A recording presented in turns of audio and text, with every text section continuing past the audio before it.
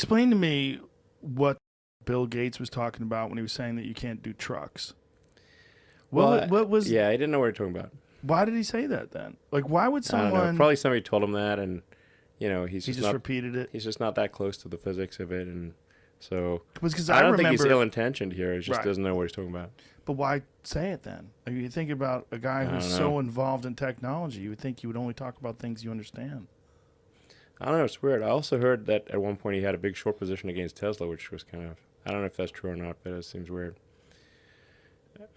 People I know who know the situation well, I said, "Are you sure?" They said, "Yeah, he had a big short position against Tesla, which obviously didn't work out too well."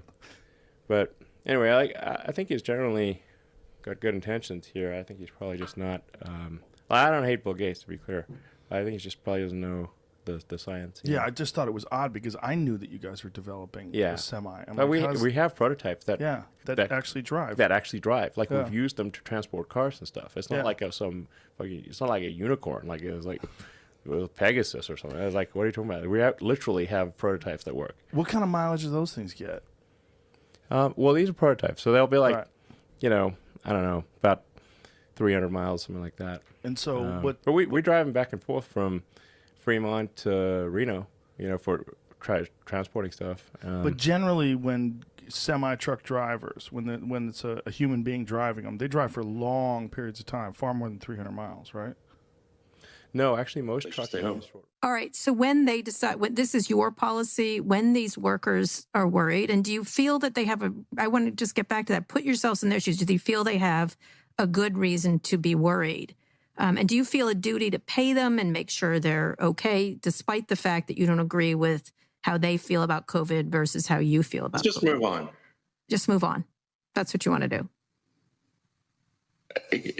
Cara, I do not want to get into a debate about I want to know COVID situation.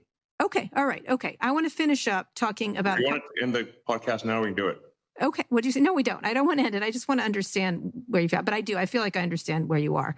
So one of the things. And I should say, we've also spent quite a lot of time with the Harvard epidemiology team doing antibody studies. Tesla makes the vaccine machines for CureVac.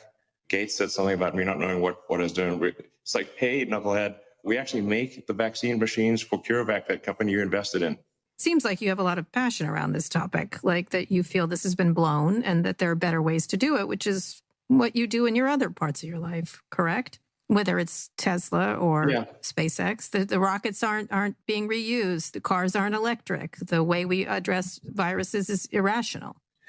It's very irrational.